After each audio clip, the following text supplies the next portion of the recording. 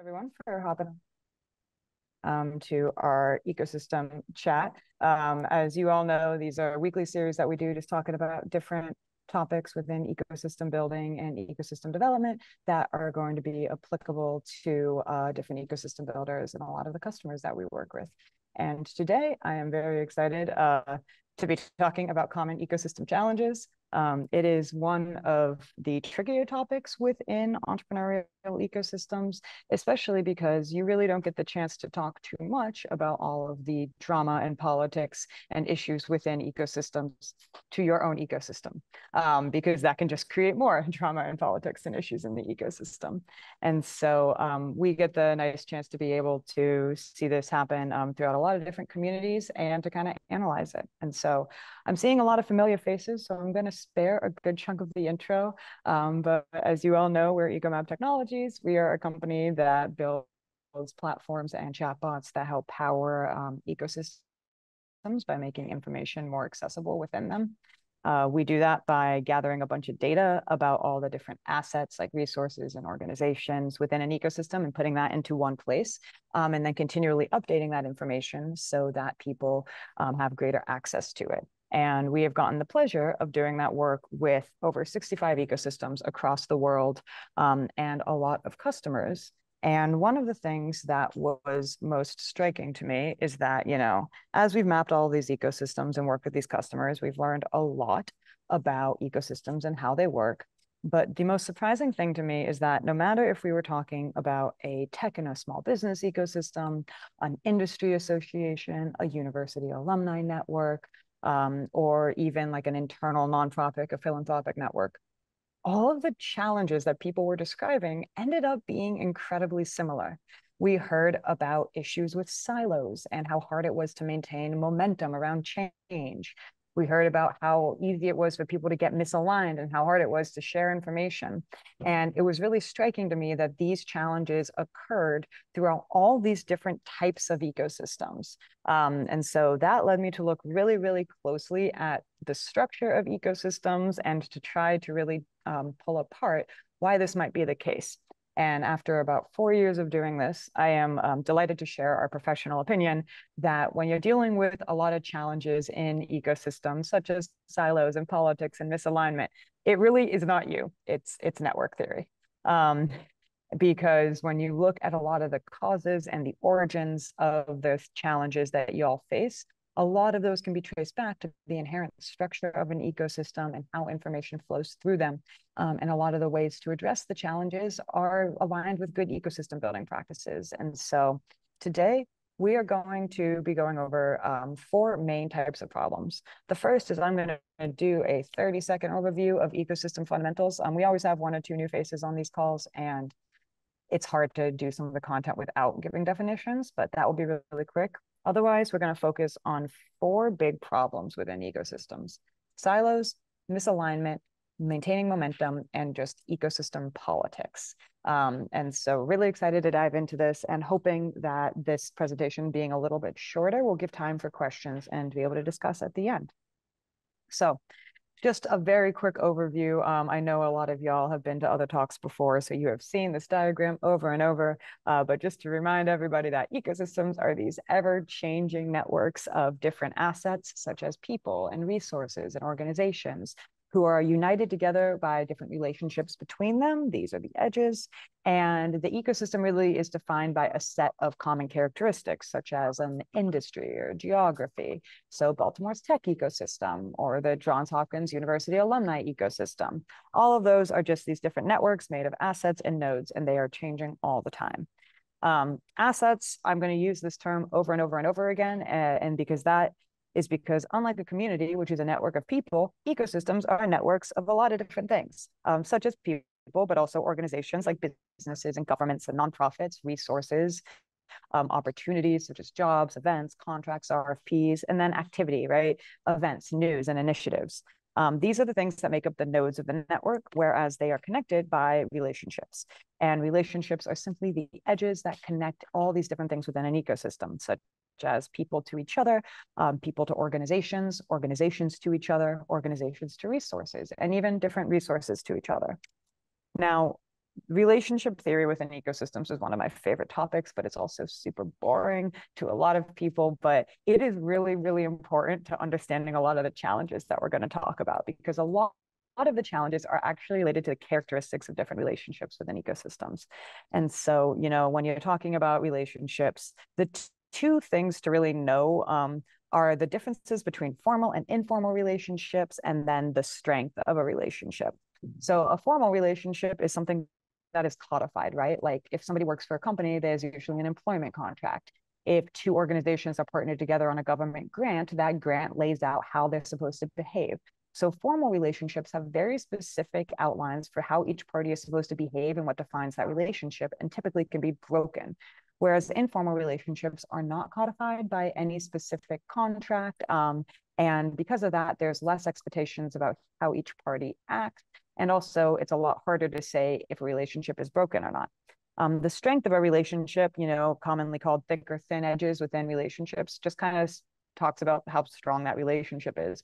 How well do two people know each other? Formally, it is how much change will be imparted on one asset if another asset changes, right? So if a company shuts down, it's going to have a significant impact on the different people who are working for it. So those formal relationships are strong. Whereas, if your best friend moves to a different city, that probably have a big impact on you because you have a strong informal relationship. But if an acquaintance from high school moves to a different city, you probably won't care. And that is a weak informal relationship. And so I'm going to use some of those terms kind of casually throughout the rest of the presentation. So I wanted to make sure that we went over it. Finally, one of our most important words that we're going to talk a lot about is the idea of interconnectedness. And interconnectedness just looks at the ratio of the different assets within an ecosystem to the number of nodes. It's essentially saying how connected is this ecosystem. And you can measure that by, how many assets are there relative to how many of them are related to each other, as well as the strength of those relationships. Now that we have the fundamentals down, and thank you for those of you who have been on each one of these calls for hearing that the sixth time, we're going to now talk about one of the biggest and most persistent problems within ecosystems, and that is silos. So silos are clusters of assets within an ecosystem that have very, very strong interconnectivity within the cluster, but weak interconnectivity to the other parts of the ecosystem. So I wanted to, same diagram, I wanted to blow it up a little bit more because this is like a very common misconception. Clusters naturally exist within any given ecosystem. For example, let's say you're dealing with a city's tech ecosystem. All of the people related to a given university, or even all of the universities in that area, are probably going to form a cluster. They have good reason to be highly interconnected with each other. They're sharing talent, they're sharing ideas, they might be sharing resources. But a cluster inherently is not a bad thing. However, a cluster becomes a silo when you have part of the ecosystem that is really, really strongly interconnected and within itself, but it is loosely connected to other parts of the ecosystem. So this diagram kind of highlights that. You can see that there are a few clusters within this broad ecosystem mockup, right? There are nodes with strong relationships, but it's all pretty interconnected. This is clearly a cluster, right? Because you have these nodes, they're all connected to each other. And then you got the demon star over here. And that is a silo because it's very tightly interconnected as a cluster, but it is loosely connected to the rest of the ecosystem. And that concept is really important because if you're trying to understand why silos create problems in ecosystems, there's kind of three main reasons. The first is that cluster or silos and clusters really, it inhibits information flows, right? So if there are fewer relationships within a cluster of the ecosystem, there are fewer ways, or within an ecosystem, there are fewer ways for information to flow. And information flows within ecosystems is one of the biggest challenges to address. And it's also one of the biggest contributors to a lot of the problems. So when you have these silos within ecosystems, if the only way that somebody over here is going to find out information is from this edge, that's a problem, right? You could have a whole part of the ecosystem who is aligned on a given effort, but if you then have only one relationship uniting this silo, then it's unlikely that this group of assets is going to get the information they need to function, right? The other challenge is that with silos, you have fewer and weaker relationships to address challenges, right? Think about if you have a group of individuals in your ecosystem who is like really, maybe a group of ESOs who all work really, really well together, and they are super strong relationships, but they are very loosely connected to the rest of the ecosystem. They form a silo. But let's say you, as an ecosystem builder, have a very strong relationship with just one of those people, right? Um, that relationship is like the sole mechanism for trying to influence that cluster or share information with that cluster, right? You only have one relationship to go off of if you're trying to enact change. And that is challenging, right? Oftentimes, the best type of change involves a lot of people coming at it from a lot of angles. And if you don't have a lot of relationships to enable that, it's really hard to address change within ecosystems. And finally, it means silos mean that there are fewer paths for traversals. For all the same reasons, when you only have a few relationships, if somebody is starting out over here, like maybe these are different resources within the ecosystem, they have a lot of different paths to get to another node, right? Like maybe I entered an accelerator and then they connected me to this post-accelerator program, who connected me to this mentor, who connected me to this organization, who connected me to a funder. Awesome. I could have gone this way to another mentor who could connect me to that funder. There's a lot of paths for me to traverse. Whereas if I am over here and I need to get to a resource over here, I only have one path to traverse there. And so I know, but this is my favorite diagram, full stop, because it just really allows you to like unpack how these things work. So you have, only one path to traverse, which means that if you have an entrepreneur over here and they need to get to this resource over there, the statistical likelihood that they're going to be able to do that is a lot lower because there are fewer edges that they can travel upon throughout the ecosystem. Gotta love network theory. And so the good news about silos is that out of all of the problems, this is actually one of the easier ones to address, assuming you don't have the other problems with like toxicity and like politics. But even if you do, silos are fixed by increasing interconnectivity within the ecosystem, by forming new relationships and by strengthening those relationships. Because all you're trying to do with a silo is just get it embedded into the ecosystem so it forms a cluster that is otherwise well connected, and that is all about creating new relationships. And so the ways to the best way to tackle silos that we have seen is the same ways for like good ecosystem engagement. You want to consistently have formal ecosystem gatherings where all of the organizations can be there in their formal capacities as ecosystem players or entrepreneur support organizations, in a structured context so people can talk professionally. You also need informal gatherings like happy hours and dinners and people in the ecosystem hanging out, because it forms informal relationships, which are really, really important. You can also do it by convening advisory committees and expert panels. Like, you may not have any reason to talk to some of the people in the tech transfer silo, right?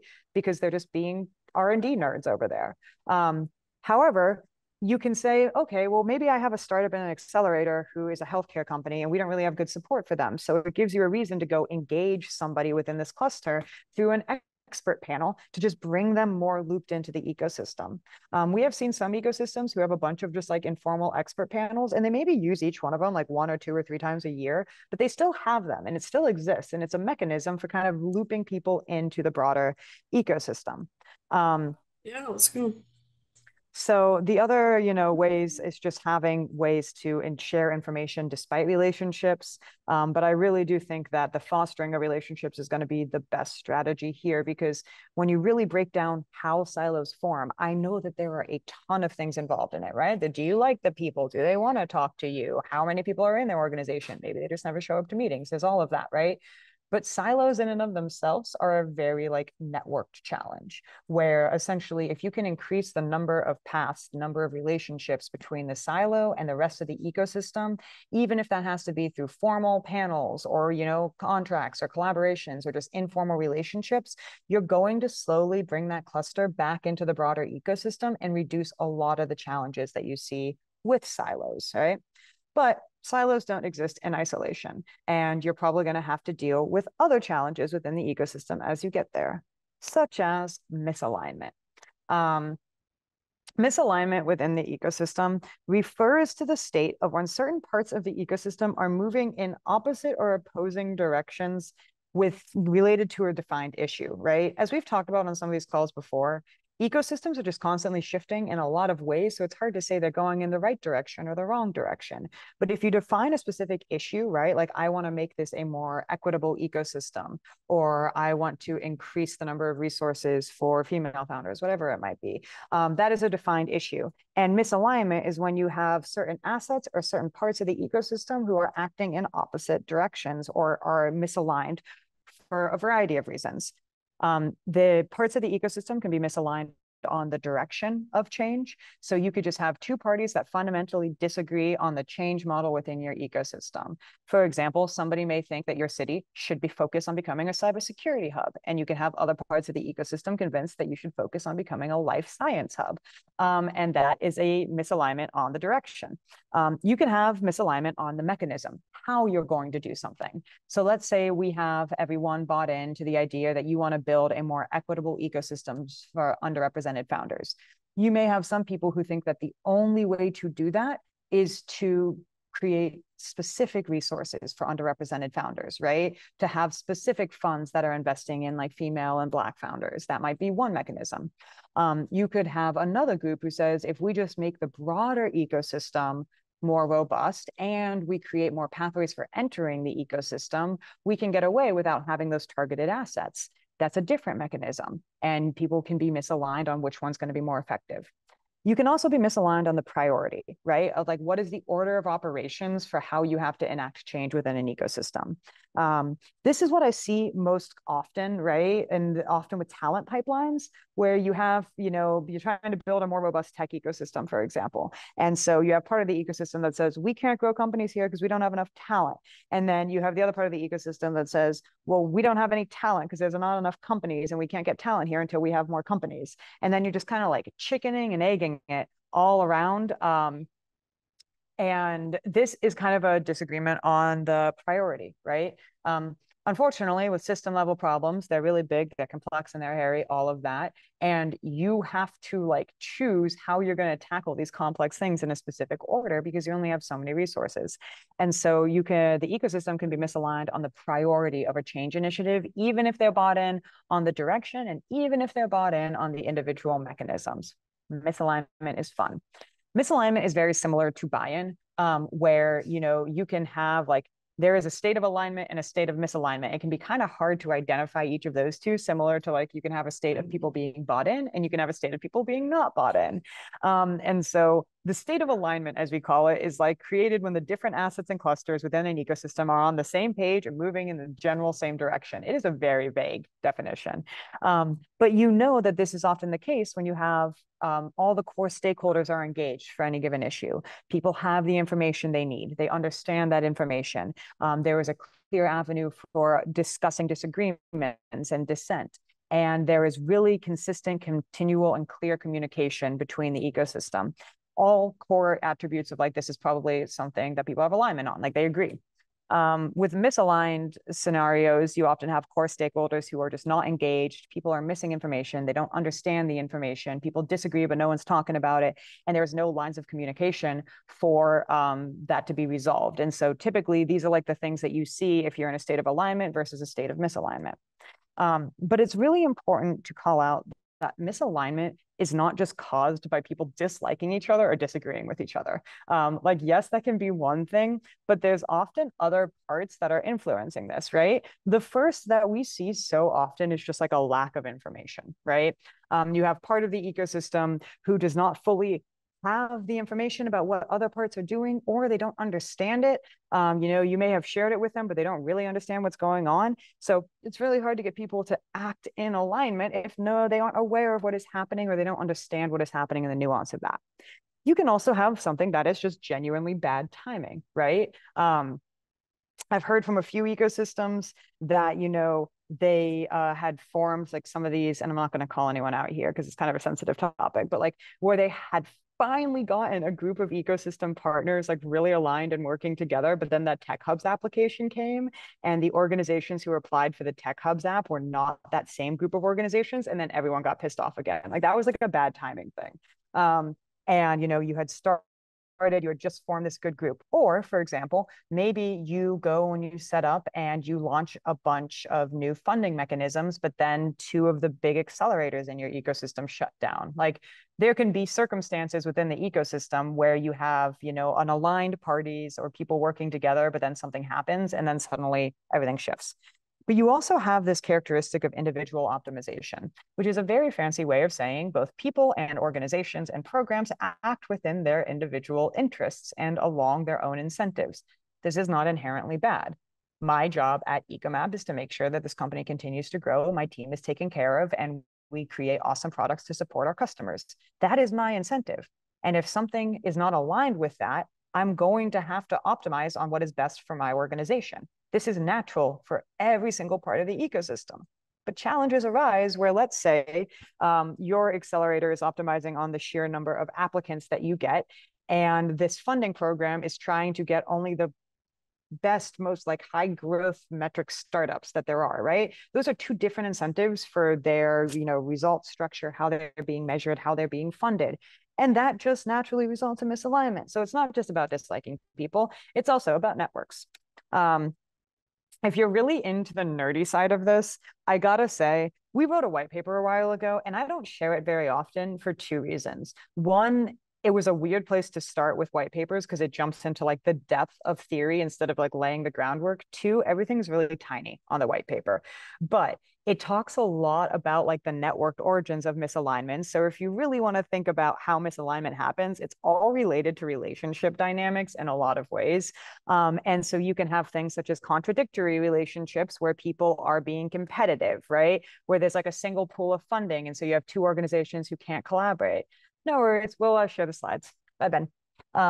You may have, mistimed relationships, right? When there is one program that starts and it does a bunch of things, but then they, haven't finished. And then there's another program that needs to be done by this deadline. And so there's just a mistiming. And you can also have counterproductive relationships, which is where like one asset optimizing on their own metrics and their own needs just literally contradicts. This white paper is fun because it doesn't actually focus too much on entrepreneurial ecosystems. Like that's part of it. But the other example is from the social service ecosystem. And so Robin can send anybody the white paper if you're interested in reading it. It is a doozy, but it's really nerdy if you like this type of stuff. Okay, so the challenges with misalignments is really just it can undermine a lot of the work that you're trying to do, right? So the first is it just undermines complex systems change.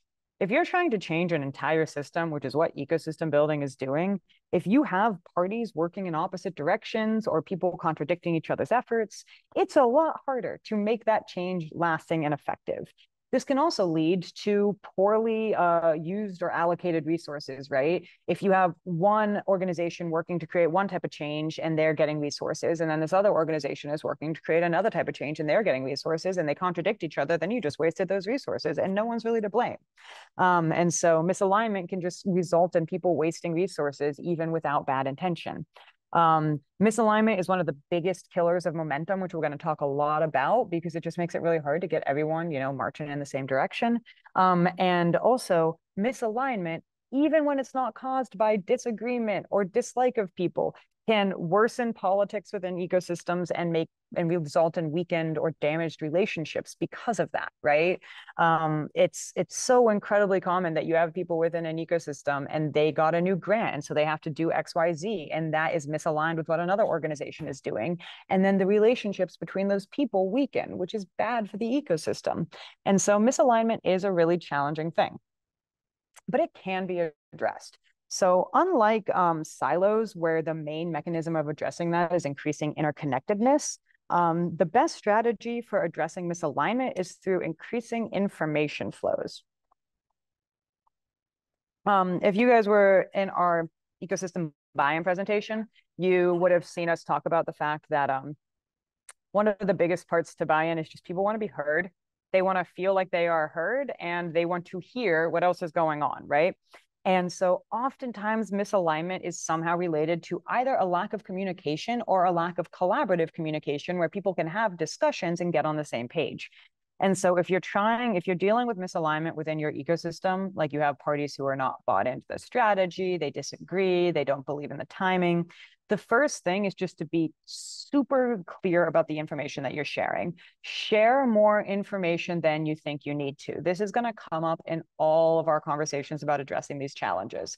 And that can be problematic. Like we at our company at EcoMap, we have like incredible amounts of transparency. Everyone kind of knows what is going on all parts of the business. Partially because I can't hide my emotions from my face, but also because it makes things more effective because everyone has the information that they need. But sometimes it creates challenges. Sometimes my team finds out about something challenging the same time Sharad and I do, and we have to deal with that in real time. So it can create challenges, but how we see it is kind of akin to I would rather have it be too bright out, right, than have people fumbling around in the dark. And it's the same with ecosystems. Give people more information. Sometimes it's going to create a few extra problems, and it's going to be a lot better than if people don't have the information they need, because then they're going to start making assumptions. Whereas if you have all the information out on the table, they're going to look at those facts and say, okay, maybe I can understand, and they'll disagree with you on other things, but they won't think that you're trying to hide something or be cagey with it. I stress this so much because again, we get to work with a lot of ecosystems, but also a lot of different partners within ecosystems. And I'd say like 75% of the challenges we see could be solved by people like communicating more. And so there's also involves bringing people to the table and ensuring that they understand the information, they not just that they have access to it. You also want to be very articulate about your reasons behind your strategy, right? A lot of people share what the strategy is without sharing the why behind it, which is like akin to if I'm like, okay, guys, we're going to launch a new product and I just like leave it there. My team's not going to be bought in because they aren't going to understand why we want to do that. And so that's important for, getting people to be bought into what you're doing because they understand the why behind it and they can disagree on that premise, but at least they understand why you're doing it. And this also gives a way to put more issues on the table. So people can say, well, I disagree with it because of this. They just have more information, and it's better for you to be able to listen to the dissent and the other opinions when everyone is clear about the why behind the strategy. And then finally, one of the most important parts, misalignment occurs over time. It is very common for people to be aligned at the start of a change initiative, and then you get like 3 months in and everyone's on different pages. Misalignment happens over time, so communication needs to continue to happen over time. One really important nuance here is the idea of recommunicating even null updates. That's a really nerdy way of saying, even if you don't have an update, share information that you don't have an update and that you'll get back in touch with people when you do. Because otherwise people think something is up or they feel like they don't have the information. And as different circumstances emerge, as disagreements emerge, share them out, right? I think one of the things that I'll often do is if a team member brings to me a concern about like a strategy or something like that, I'll share that out with the rest of the team, assuming they're fine with it, because then other people get to understand the other things that have been said and considered. So when you're addressing misalignment, communication, really stressing the information flows and channels you already have is really crucial for tackling that. All right. Now we're going to talk about maintaining momentum and engagement within the ecosystem. These are actually two different things. And now that I think about it, these slides focus a lot more on the momentum part. So we're just going to focus for now on the momentum of ecosystem change initiatives, because engagement without a discrete change initiative is a little bit harder. But when we look at momentum, momentum is a state of collaboration in an ecosystem where the assets are working effectively and expediently towards a given type of change, right?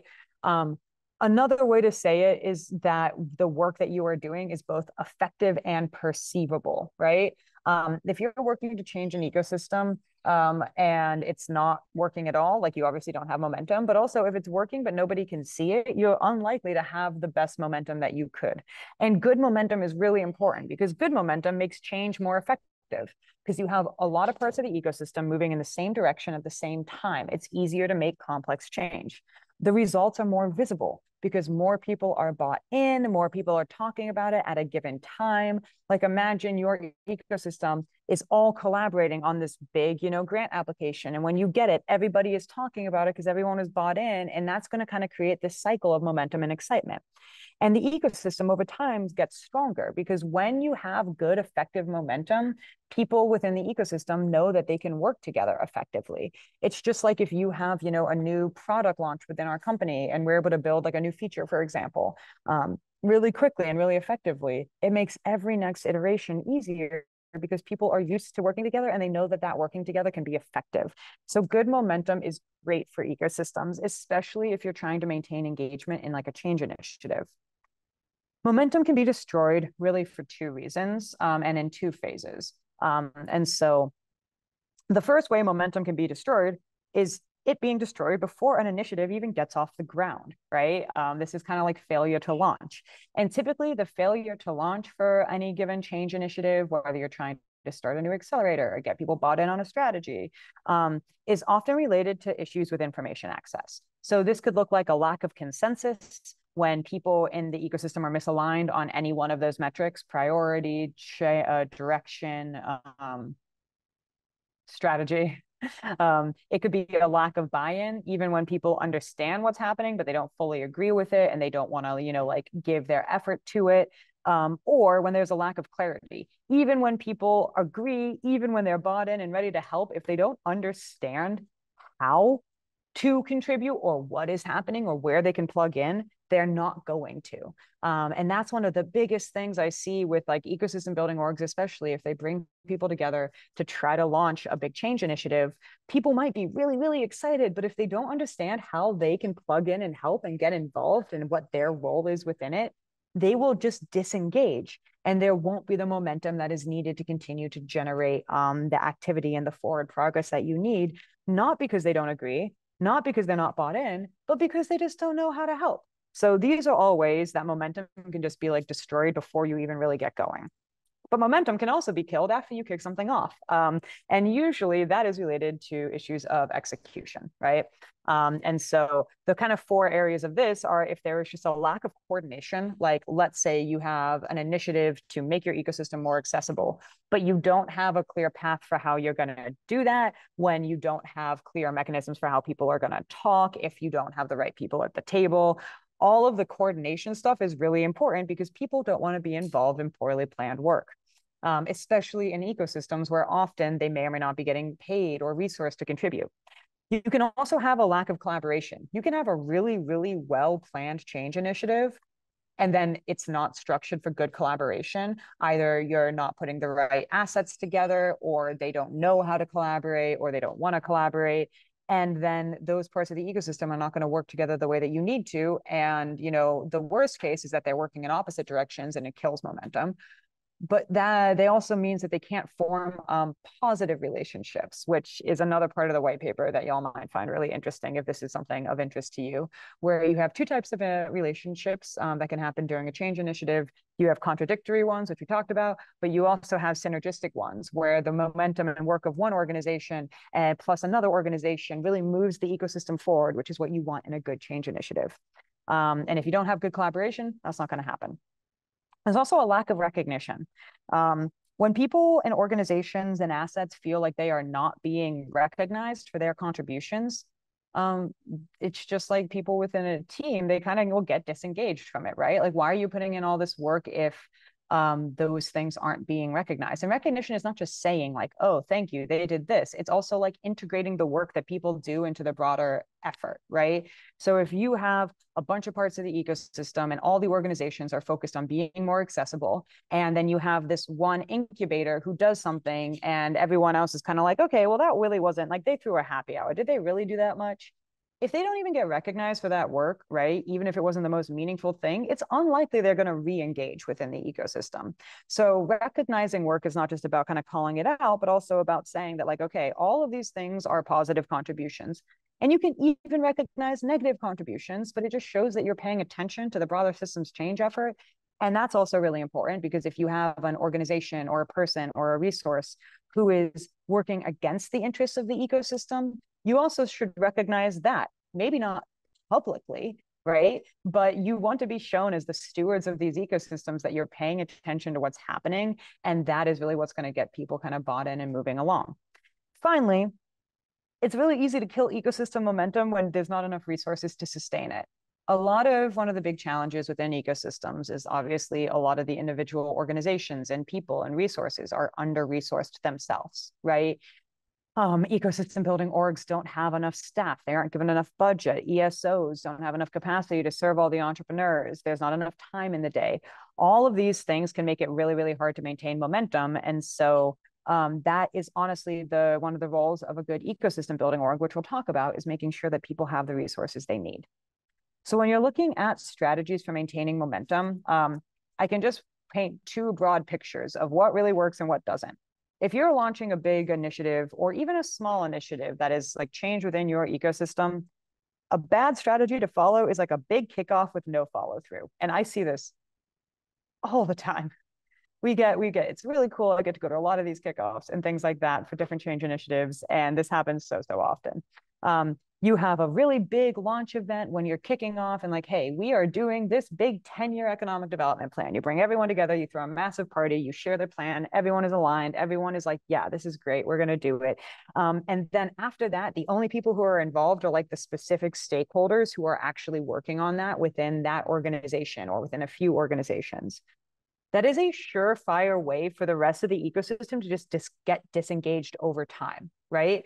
Because they don't have access to the information about what's going on. They don't see where they can plug in. They don't see the updates. They don't see the progress. So if you have this kind of linear plan in your head about how a change initiative is going to go, it's likely that you are going to lose the momentum of your ecosystem because people are going to disengage. Again, not necessarily for bad reasons. It's just what happens. A good strategy looks cyclical, right? And that is continually renewing the momentum. This looks like, let's say we're kicking off a new economic development strategy. We have a big kickoff event where we all come together, we celebrate, we share information. And then there is a dedicated session where we're planning what the next phase of this work is. And then we share updates about how that work is going. We adjust the strategy based off of the feedback that we hear. And then we come back together and we celebrate the first milestone. And we do this again and again and again. In the most like rote example, this looks like, let's take a 5-year economic development strategy. There's a big difference between kicking it off at year 1 and then maybe coming back together at year 3 and 5 versus kicking it off at year 1, coming together for smaller celebrations every 6 months, and then coming together every year, right, to re-engage with this initiative. This can also be on a smaller scale, right? You could be doing an initiative that's only like a 3 or 4 month thing, so you should be coming together weekly. This continual engagement is key for maintaining momentum. However, there needs to be a reason that people are giving their time, right? There needs to be a reason that people are going to show up to these meetings or attend these events or read your update email. And that's where, there's a lot of topics about how you can make things worth their time in ecosystem building. I think we'll probably add on a session to talk about that. But you have to make sure if you're asking for people's time that they are coming away from each of those touch points feeling re-engaged. So they need to be re-aware of all the information that there is. They need to be re-energized. They should be reconnected to people. They should have continual reasons for re-engaging with you, and that will kind of create this momentous cycle. This is also a really big role for ecosystem building organizations. One of the reasons we talked about in our rise and role of the ecosystem building organization presentation, that it's hard for an ecosystem building org to do other things. Like it's hard, let's say an entrepreneurial ecosystem. It is really hard for the main ecosystem building entity to also be an entrepreneur support organization because you have to split time between systems-wide change efforts and discrete, independent functions of that organization. A ecosystem building org is largely responsible for helping maintain the momentum and getting the resources and enhancing the coordination of these systems-wide change efforts. And that's really hard to do if your organization also has to be doing discrete work on that change initiative, right? And I know it's not easy. I know a lot of times ecosystem building orgs have to do multiple things at once. But if you can split either your team or your time of day or your focus areas to say, now we're focused on system-wide change and now we're working on a discrete initiative, that's really important because the ecosystem building org has to be the steward of this momentum and continually refresh it. And that's a lot. Finally, I'm going to talk about politics and not that type. So I actually was expecting to find a way worse definition of politics because I don't know. to live in the United States. But instead, what you really find is some pretty interesting, definitions about like the art or science of government, or political affairs or business. But the one that really matters to us here is this idea of the total complex of relationships between people living in a society. So when you look at ecosystem politics, you're dealing with the total complex relations between assets within an ecosystem. That's really what politics is talking about generically. Politics involves who is involved. So who is involved in making decisions and taking actions, how people are related, who is related to who's sharing information with whom, and how work gets done. Like what is the mechanism for doing work within an ecosystem? Politics don't have to be bad, at least ecosystem politics, and no, dare I say other politics. When you have a good system, a good political system within your ecosystem, the constituents within that ecosystem are represented. People make compromises to get work done. People invest in securing buy-in. Relationships are formed and maintained. The resources that are needed are secured through those relationships. There is a structure for how you execute on things and how you make changes. And there is a systemic way for removing toxicity. Like in any ideal political system, all of these things are true. And it's one of the reasons why I say that the best ecosystem builders are often the best politicians. It's not in a bad way. It's in the genuine, like good politics way. But we don't always have great role models for that. And so, when you have bad politics, you have leaders who do not represent the broader stakeholders in the ecosystem, or you have specific assets like specific organizations or people who wield an undue amount of influence on the broader system. You have parts of the ecosystem who are not being bought in or brought in. And you have relationships that are harmed as people try to make change. You often have strained relationships or strained resources because people didn't work to secure enough resources for what needs to go on, or no structure for actually getting things done. And this allows, or toxicity is allowed to persist. And so without any more commentary on our broader political system, I think we're exposed often to the worst side of politics when it's not functional instead of what good politics can really do, which is aligning different stakeholders with different opinions and strategies and resources and desired outcomes. It's a hard job, right? And so when we look at how you can address politics within your ecosystem, the first part of it is ensuring there is a structure and resources for the change that you're trying to do. So if you're trying to execute on a change within your ecosystem, or if even a politician is trying to execute change within their city or state, whatever, there should be a structure for how things get done. I think you can take this too far. Too formalized of structures are inefficient and they leak resources. But complex systems level change, whether that is on like literal politics or within your ecosystem, it shouldn't feel arbitrary. There should be a structure for how are we making decisions? How are we deciding the work that gets done? Why are we doing this work? And how is it going to be done? You need to make an effort to ensure representation, both in the assets that you're bringing to the table. Are you engaging all of the different people and stakeholder groups and organizations and nonprofits and programs within the ecosystem? And are the people leading those things representative of the specific sub-ecosystems that they're serving? That's going to be really important. Are there enough resources to do the change that you are looking for? So many issues within ecosystems are related to resource constraints because ecosystem building is often done in a state of limited resources. And so, of course, if there's not enough funding to go around or not enough capacity or time or attention, then it's going to create conflict within the ecosystem. So if you ensure that there's enough resources to get and those resources are properly allocated, then you can go a long ways in reducing a lot of that conflict. And also, once again, be transparent. I think we can all agree that we could all benefit from this at every level. So you need to make it clear about what is going on to the parties that need to know. Again, we lean towards, especially in ecosystem building, just being more transparent rather than less, because it gives people more information and fewer assumptions can be made. But when also you're addressing politics, you want to ensure that there's good interpersonal relationships, right? And so one thing that you see with even great like governmental politicians is that they prioritize getting buy-in, right? They take extra time to get people on board. This may mean a lot of one-on-one conversations. It may mean a lot of repeat meetings. It may mean a lot of frustrating conversations because you're saying the same thing over and over again, but they take the time to get people aligned with them. They invest in relationships. It's a lot easier to get people aligned if you have strong relationships. And they invest in continually making sure that even if you aren't collaborating with an organization, or even if you don't need to always talk to the specific accelerator program, you're still taking time to invest in that relationship so that when there is a challenge to work through or there is something to do, there is a relationship that can be leveraged for that. The other thing that is important is just being mindful of toxicity. I decided to not talk too much about toxic nodes within this presentation, but that is a real thing. And I think sometimes, because I think most people are genuinely nice and ecosystem builders are genuinely good people, we don't like to recognize that there is such a thing as a toxic node within an ecosystem, within any ecosystem. We often try to give people the benefit of the doubt, but there are very true examples of when a specific person or organization is being toxic to the broader system. The first thing you have to do is recognize that that can be the case. And then after that, you think about how you address that toxicity. And there's a lot of different ways that you can. You can triangulate it. You can push out the toxic node. You can try to neutralize it. All topics for another day.